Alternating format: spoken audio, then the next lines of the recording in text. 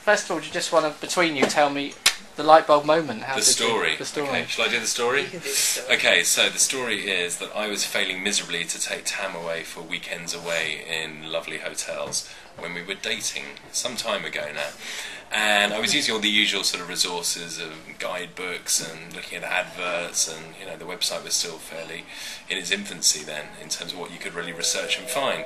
So we had one very disastrous weekend that I'd booked in the Lake District at a hotel that will remain nameless because we never named and shamed it.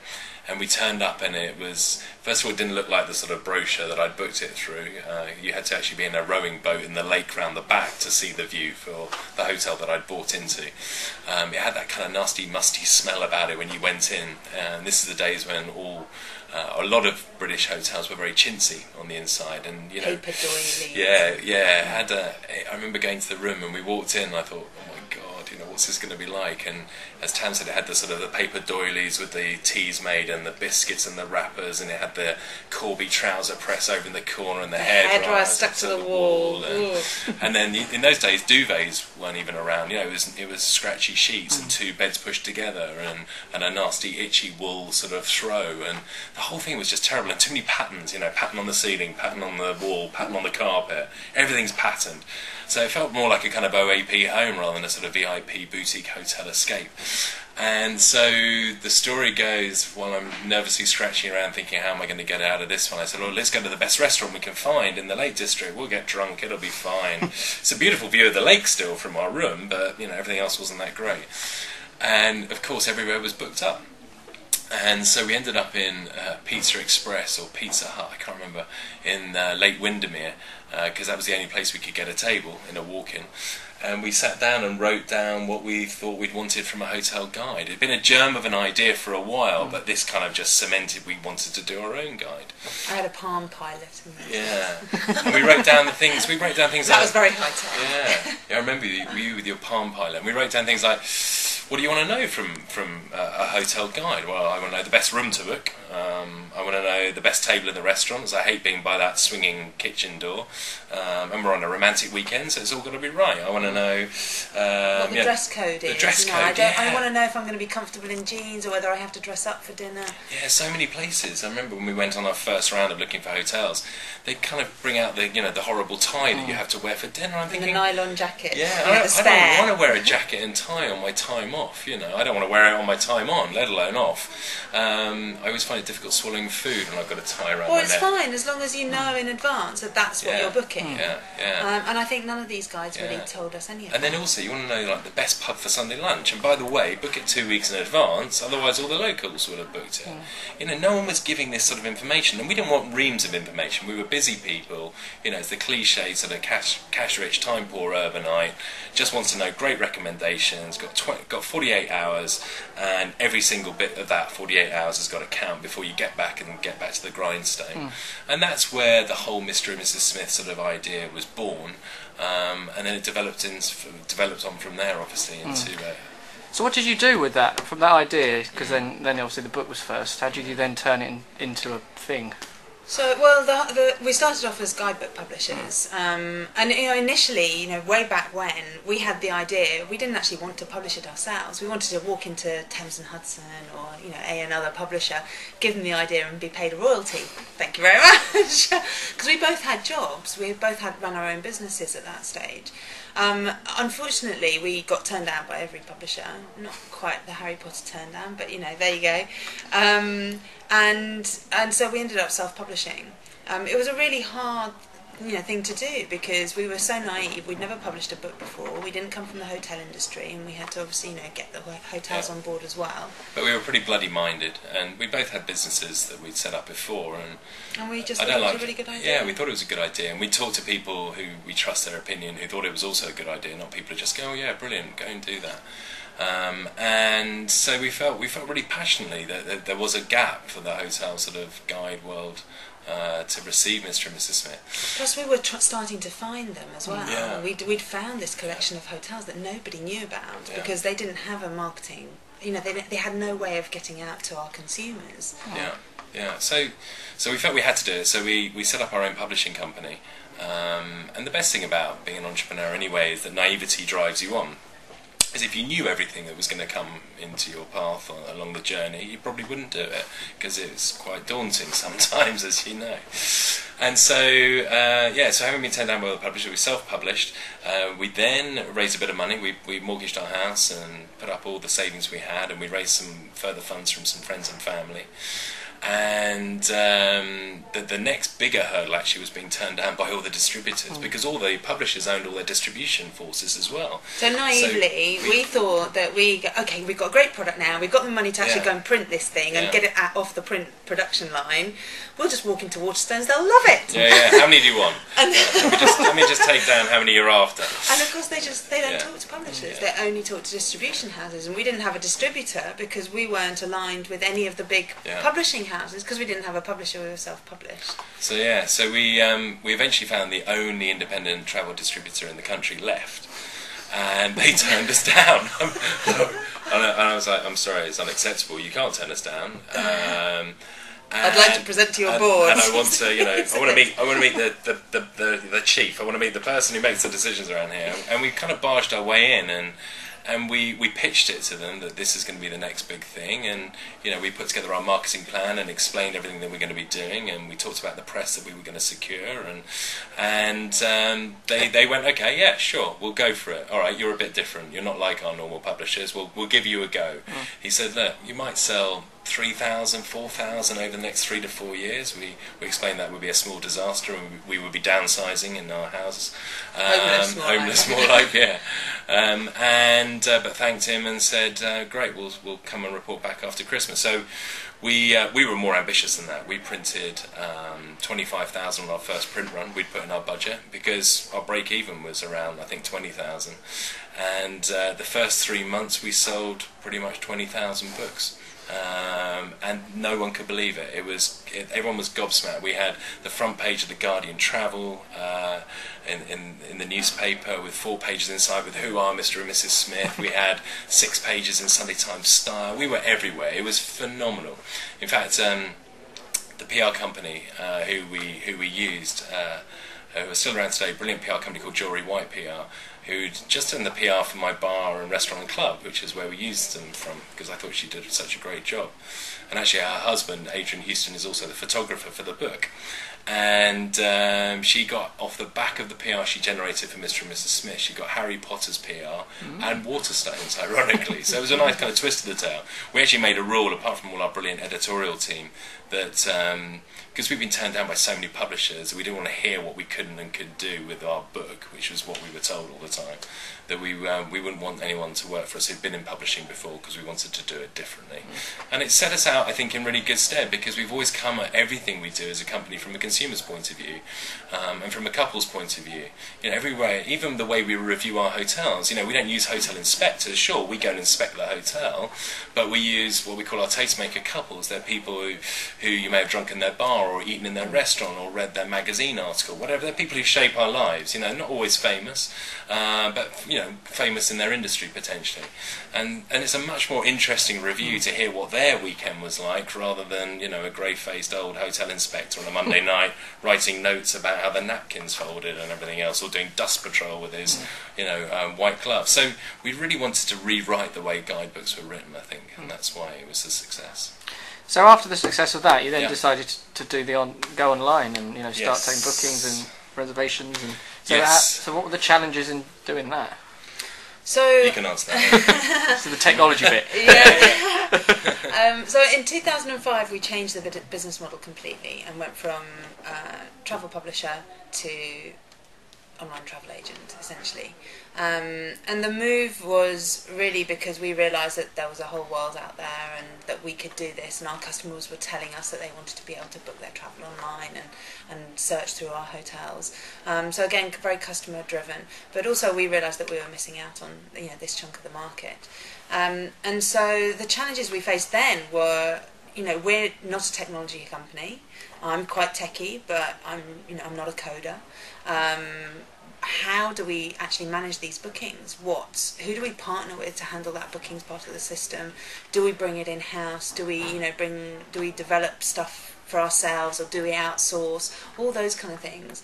And also we realised that a lot of our customers didn't want to book online still.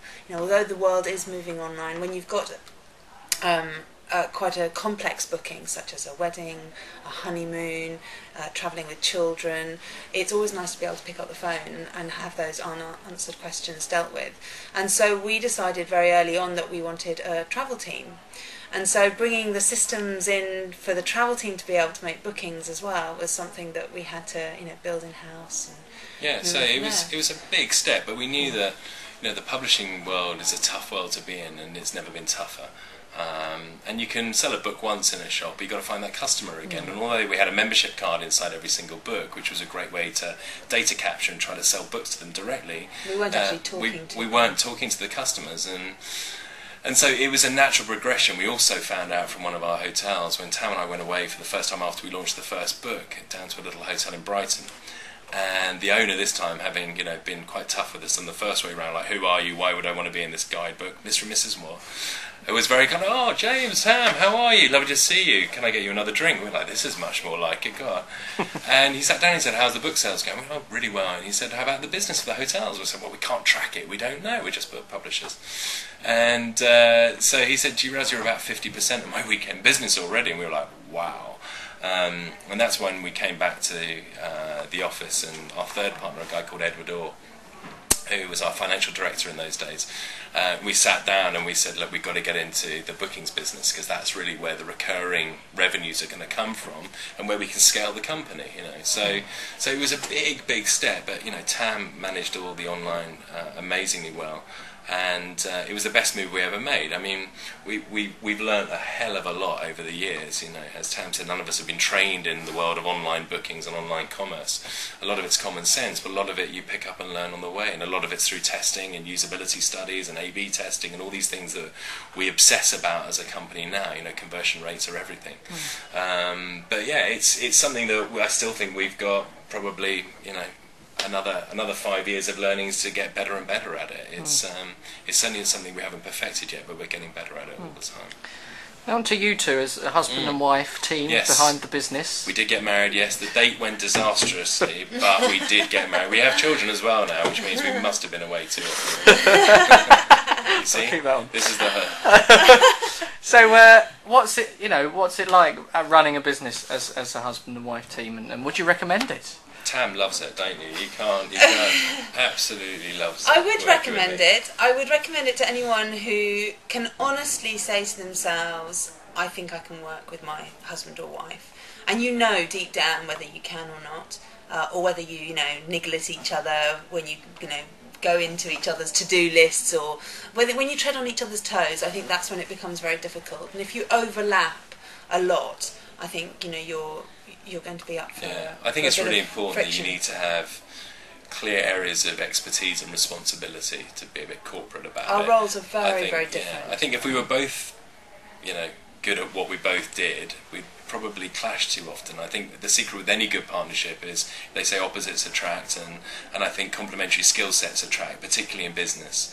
And we were very lucky that Tam went very much the sort of CTO way, sort of technology route, and I I'm probably more focused on the brand and the design and the sort of the customer, I think, in terms of what we try and preach to them, or what we try to do for them. We have very different days. Yeah. We hardly see each other during the day at all, and it's always at home that we kind of download, and just like any other couple would, especially if they're both working, we talk about our days, because I don't always know what he's been up to. Yeah, but that's a good thing as well. But I think it's incredibly stressful what we we do as well. You know, everyone thinks I mean, you try telling our friends, oh, another hard day at the office, what, travelling the world in beautiful hotels? I don't want to hear it, you know. It's a tough one to sell, and it's really not like that anymore. Sure, we get to travel a bit, but it's more about understanding how stressful it is running a company, a dynamic company, particularly a global company. You know, just as we finish off here in the evening, America's just warming up, our offices in New York, and then when we go to sleep, Asia have kind of woken us up with a thump with another load of emails and questions and whatever. So it's pretty relentless. It's pretty relentless, and to have someone who's sharing a similar life to you, work life, is really nice, because you know you've had a tough day or a great day, and you can celebrate and commiserate and console and support because you understand it. I think a lot of marriages that don't have that, who just share completely, you know, don't share the same experiences, I think it's even more challenging sometimes for their relationship. So I think for us, it's been a really good thing. Yeah, and on a kind of personal side, you know, I see a side of James that I think a lot of wives don't see of their husbands because they don't see them in the work environment. Which may be a good thing. It's a very good thing. It's a very good thing. Yeah. You know, I admire what he does. I couldn't do it. Yeah. And I get to see that. And equally, I thank my really lucky proud stars that I'm not in charge of the technology, because we wouldn't be where we are now, I can assure you. So, whenever he comes along to the online department, I have to shoo him away. Yeah. Otherwise he meddles too much. But I am also the best user test, because if I can't work it, then it's not going to be good enough. So, you know, it's a really good partnership, and it works really well. I think the only downside to it is sometimes it's hard to get away from work, of course, that's really difficult. There's no evening meal for me when I get home, that's for sure. There's no domestic goddess at home, you know, with her oven gloves and a freshly baked pie. There's nothing like that. But you get so much more, I think, out of your relationship because you share so much more together as well. So that's good. Yeah. You mentioned the overseas offices, and I didn't put that on the list of questions, but this video is going to go up next week, because it's Global Entrepreneurship Week next week, or this week, as people are watching. Week, is it? Okay. You don't have to say it, it's alright, I'll cut this bit out. But you've obviously grown internationally, so how have you done that, and what's your advice to, because that's one of the big questions, I'm doing well in the UK, now I want to do it somewhere else. So what's your advice? So we got quite lucky with the office in Melbourne, which is the first outside of the UK, first office we did outside of the UK. Our MD down there is Simon Westcott, and he came to us from Lonely Planet. He was the global publishing director of Lonely Planet, and he was looking for his next venture. So he found us, and you know, it was an opportunity that we couldn't miss we're out very on, opportunistic really. As a company. I think a company that gets traction in its own territory, in its own homeland, will attract attention from other people overseas. You'll find people will naturally come to you. It's then about choosing the partner that's right for you. I mean, we were certainly trying to go to America before we went to Australia, just because it's a bit closer and easier to operate. So, but you know, if you find the right partner, then that's one way of doing it, absolutely. Or if the company is doing so well and making so much money that you can afford the luxury of building your own team abroad, then that's the other option. But I do like having a local expert, someone who really knows their part of the world. It's very hard, as much as we all speak the same language, to really understand what other countries go through. You know, culturally we're not completely aligned. You know, certain things that we find funny, they won't. Certain things that, you know, the seasons alone. You know, I remember I got an email the other day, and I'm like, why have we got a picture of a fireplace? It's summer, you know. And I thought, oh my god, it's the Asia email. You know, in August. Phew, good, okay, that's all right. You know, this just things like that. You know, what's happening in diaries, what's happening in politics, what's happening. It's really good to have someone there. And also, you know, we generate a lot of PR. It's an important part of what we do as a company. And having someone on the other side of the world who can field all that sort of PR and can represent the company is also really important. So, and I mustn't underestimate that time difference is, you know, even it's deadly. It really is. It's very hard, and you know, that's one of the challenges of the business today. Is managing these global offices, and you know, the communication that you have to have with them so that they all still feel part of the same team. All I would say is take your time, you know, don't go and rush into anything. You know, we certainly dated Simon for quite a long time before we got into bed with each other, that's for sure. And I think that's really important with any partnership, particularly a partnership that's so far away. You're giving them the keys to what you've created for them to then mould it in, you know, their own image essentially. So, you know, take your time finding partners, but people will also find you if you're doing something right, I would say. And just finally, to wrap it up, what advice generally would you give to other entrepreneurs based on your journey? What advice would you give? Your father has a great saying, doesn't he? Yeah.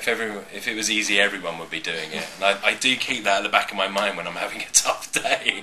And it's true. It's really, really difficult, running your company, and it's a real challenge. So you just got to stick at it. Tenacity is everything. You've really got to, and you've got to enjoy the kind of highs and lows. If you don't like roller coasters, I wouldn't get on. Would be my tip.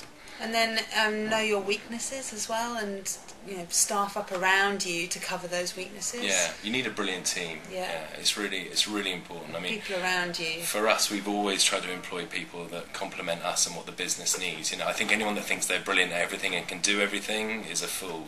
There are very few people that can. So yeah, always complement your weaknesses with strong partners and team members.